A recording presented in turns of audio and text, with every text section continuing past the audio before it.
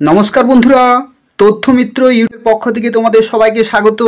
আজকে এই ভিডিওতে আমরা আলোচনা করব ত্রিপুরার অত্যন্ত গুরুত্বপূর্ণ একটি খবর সম্পর্কে, যেখানে দেখো বলা হচ্ছে বকেয়া 22% রেখে ডিআর মাত্র 3%।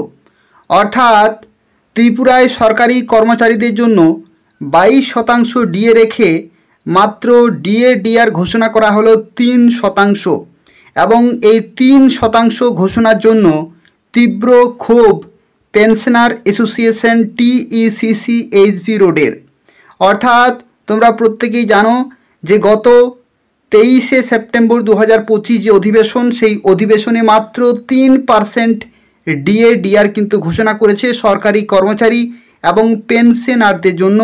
এবং সেই জন্য প্রত্যেকটি সরকারি কর্মচারী এবং পেনশনার তারা কিন্তু ক্ষুব্ধ হয়ে রয়েছেন এবং তাদের যে প্রাপ্য ডিএ, যেটার খুবই অল্প পরিমাণে ডিএ কিন্তু তাদের জন্য ঘোষণা করেছে। অর্থাৎ অল্প পরিমাণে 3% ডিএ কিন্তু বৃদ্ধি করা হয়েছে, যার ফলে তীব্র ক্ষোভ কিন্তু দেখা গেছে পেনশনার অ্যাসোসিয়েশন TECCHB রোডের। দেখো এখানে কি বলা হচ্ছে। এখানে বলা হচ্ছে মঙ্গলবার বিধানসভা অধিবেশনে 22% বকেয়া রেখে মাত্র 3% মহার্ঘ ভাতা ও রিলিফ ঘোষণা করা এবং একে পুজোর উপহার হিসাবে মুখ্যমন্ত্রী মন্তব্য করায় গভীর ক্ষোভ জানিয়েছে গভর্নমেন্ট পেনশনার্স অ্যাসোসিয়েশন ত্রিপুরা এবং ত্রিপুরা কর্মচারী সমন্বয় কমিটি HB রোড।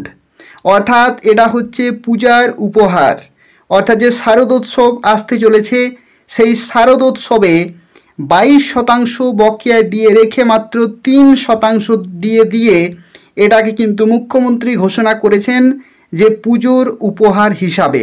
কিন্তু এটা পুজোর উপহার নয়, এটা হচ্ছে সরকারি কর্মচারী এবং পেনশনারদের প্রাপ্য হিসাব, এবং সেই প্রাপ্যটুকুও কিন্তু সেখানে পুজোর উপহার হিসাবে কিন্তু মুখ্যমন্ত্রী মন্তব্য করেছেন এবং খুবই অল্প পরিমাণে ডিএ কিন্তু ঘোষণা করেছেন। পূজা উপহার শব্দবন্ধ প্রত্যাহার করতে মুখ্যমন্ত্রীকে বলেছে দুটি সংগঠন। একই সঙ্গে আগামী 31 অক্টোবরের মধ্যে পুরো ডিআর দেওয়া এবং সপ্তম বেতন কমিশনের পুরো সুযোগ দেওয়ার দাবি কিন্তু জানানো হয়েছে। অর্থাৎ দেখো এখানে কি বলা হচ্ছে যে পুজো উপহার শব্দ বন্ধ প্রত্যাহার করতে মুখ্যমন্ত্রী কিন্তু বলা হয়েছে এই দুই সংগঠনের তরফ থেকে। অর্থাৎ এটা কিন্তু পুজো উপহার নয়, এটা প্রত্যেকটি সরকারি কর্মচারী এবং পেনশনারদের প্রাপ্য টাকা। এবং একই সঙ্গে আগামী 31শে অক্টোবরের মধ্যে পুরো ডিআর দেওয়ার কিন্তু এবং সপ্তম পে কমিশনের পুরো সুযোগ দেওয়ার কিন্তু দাবি জানানো হয়েছে। জিপিএটি বলেছে যে মুখ্যমন্ত্রী নিজেও কর্মচারী ছিলেন এবং তিনি জানেন যে মহার্ঘ ভাতা বা রিলিফ কারো দয়ার দান বা উপহার নয়। দেখো অত্যন্ত গুরুত্বপূর্ণ একটি এগুলো ইনফরমেশন প্রত্যেকটি সরকারি কর্মচারীর জন্য। এগুলো তাদের প্রাপ্য টাকা, এগুলো কিন্তু কোনো কারোর দয়ার দান বা উপহার কিন্তু নয়। দ্রব্যমূল্যের ঊর্ধ্বগতির ফলে কর্মচারী ও পেনশনারদের আয়ের যে ক্ষয় হয় তা পুষিয়ে দেওয়ার জন্য জাতীয় ভোক্তা মূল্য কমিশনের সূচক অনুযায়ী কেন্দ্রীয় সরকার বছরে দুবার মহার্ঘ ভাতা বা মহার্ঘ রিলিফ ঘোষণা করে এবং রাজ্য সরকারগুলি তা অনুসরণ করে। ত্রিপুরার আগের সরকারও বছরে দুবার মহার্ঘ রিলিফ ঘোষণা করার পরম্পরা কিন্তু গড়ে তুলেছিল। অর্থাৎ ত্রিপুরাতে যে আগের সরকার, সে আগের সরকার অর্থাৎ বামফ্রন্ট সরকারের সময় কিন্তু তখন বছরে দুবার ডিএ বা ডিয়ারনেস অ্যালাউন্স কিন্তু ঘোষণা করা হতো। কর্মচারী ও পেনশনার ভোগীদের দুর্দশা যে গত 2018 সাল থেকে রাজ্যের সরকার তা লঙ্ঘন করেই কিন্তু চলেছে। অর্থাৎ 2018 সাল থেকে কিন্তু বছরে দুবার ডিআর কিন্তু ঘোষণা করা হচ্ছে না, যার ফলে উত্তর পূর্বাঞ্চলের রাজ্যগুলির মধ্যে ত্রিপুরায় সবচেয়ে কম মহার্ঘ ভাতা বা মহার্ঘ রিলিফ কিন্তু দেওয়া হয়। বছরের পর বছর বিভিন্ন কিস্তিতে ও হারে বকেয়া রাখার ফলে কর্মচারী ও পেনশনারগণ বঞ্চিত হচ্ছে ও দুর্বিষহ জীবনযাপন করছে। মঙ্গলবার অবধি এই বঞ্চনার পরিমাণ ছিল 25%। মঙ্গলবার অবধি এই বঞ্চনার পরিমাণ ছিল 25%। এদিন 3% ঘোষণার ফলে এই বঞ্চনার পরিমাণ দাঁড়িয়েছে 22%। অর্থাৎ 25% বকেয়া ছিল, সেখান থেকে 3% কমে গেল, অর্থাৎ 22% বকেয়া কিন্তু থেকে গেল। গত এপ্রিল মাসে শেষবার 3% মহার্ঘ রিলিফ কিন্তু কার্যকরী হয়েছে গত এপ্রিল মাসে। পাশাপাশি নিত্য প্রয়োজনীয় দ্রব্যগুলির দাম কিন্তু হু হু করে বাড়ছে এবং বিশেষ করে ওষুধের দামের কোনো লাগাম কিন্তু নেই। ওষুধের দাম তোমরা প্রত্যেকেই জানো যে দিনের পর দিন কিন্তু বেড়ে চলেছে। পেনশনারগণ, প্রবীণ নাগরিক এবং ওষুধ ছাড়া তাদের একদিনও চলে না। এই অবস্থায় ত্রিপুরা সরকারের অমানবিকতা ও বঞ্চনার শিকার হচ্ছেন তারা।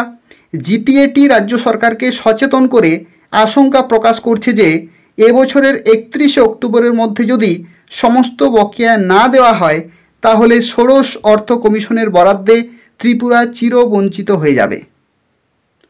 জিপিএটি আশা করছে মুখ্যমন্ত্রী পূজা উপহার শব্দবন্ধ প্রত্যাহার করবেন এবং সরকার অচিরে সপ্তম বেতন কমিশনের সুপারিশ অনুযায়ী কর্মচারী ও পেনশনারদের সমস্ত বকেয়া মিটিয়ে দেবে, যাতে ষোড়শ অর্থ কমিশনের কাছে সেগুলি প্রতিশ্রুত ব্যয় হিসাবে কিন্তু গণ্য হয়, রাজ্যের অর্থনৈতিক অবস্থা অসুস্থ না হয়। ত্রিপুরা কর্মচারী সমন্বয় কমিটি এইচবি রোড বিবৃতিতে বলা হয়েছে যে মঙ্গলবার রাজ্যের মুখ্যমন্ত্রী বিধানসভা অধিবেশনে ঘোষিত রাজ্যে লক্ষাধিক শিক্ষক, কর্মচারী, পেনশনারদের মাত্র 3% ডিএডিআর ঘোষণা মুখ্যমন্ত্রী পুজোর উপহার বলে কিন্তু বর্ণনা করেছেন। এবং আমাদের বক্তব্য হচ্ছে যে ডিএডিআর দেওয়া হয় কনজিউমার প্রাইস ইন্ডেক্স অনুযায়ী, দ্রব্য মূল্য বৃদ্ধির সূচক অনুযায়ী মূল্যবৃদ্ধিজনিত ক্ষয় রোধ করতে। কেন্দ্রীয় সরকার এটা নির্ধারণ করে, যেখানে কেন্দ্রে ও রাজ্যে ডাবল ইঞ্জিনের সরকার, সেখানে রাজ্যের কর্মচারীদের কাছে এটা উপহার নয়, প্রতারণা বলেই কিন্তু মনে করছে রাজ্যের জনগণ। জিনিসপত্রের আকাশ ছোঁয়া মূল্যবৃদ্ধি যখন জনজীবনকে অতিষ্ঠ করে তুলেছে, তখন রাজ্য সরকারের এই ঘোষণা পরিহাস বলেই কিন্তু মনে হচ্ছে। বিবৃতিতে বলা হয়েছে সংগঠন আরও লক্ষ্য করেছে যে সম্প্রতি বিধানসভা অধিবেশনে সমস্ত ধরনের অনিয়মিত কর্মচারীদের নিয়মিতকরণের প্রস্তাবের লজ্জাজনক বিরোধিতা করেছে শাসক দল। 2018 ও 2023 এর সমস্ত অতিগতি কেটে 180 ডিগ্রি ঘুরে শাসক দলের এই ভূমিকা ইতিহাস হয়ে রয়ে গেল। দেশের সুপ্রিম কোর্ট এবং বিভিন্ন রাজ্যের হাইকোর্ট শিক্ষক কর্মচারীদের ডিএ এর অধিকারকে যেখানে ন্যায্য অধিকার বলে মনে করেন, আর শিক্ষক কর্মচারীদের এই অধিকারকে গুরুত্বহীন করে দিচ্ছে রাজ্য সরকার। 3% ডিএডিআর ঘোষণা করে সিন্ধুতে বিন্দু প্রদান করে আরও 22% বকেয়া কিন্তু রেখে দিল। অর্থাৎ 25% ডিএর মধ্যে 3% দিয়ে 22% বকেয়া কিন্তু রেখে দিল। টিইউসিসিএসবি রোড দাবি জানিয়েছে যে 31 অক্টোবরের মধ্যে বকেয়া ডিএডিআর কিন্তু মিটিয়ে দিতে হবে। 31 অক্টোবর পর্যন্ত তারা কিন্তু অপেক্ষা করবে, তারপরে গণ আন্দোলনের তারা কিন্তু ডাক দেবে।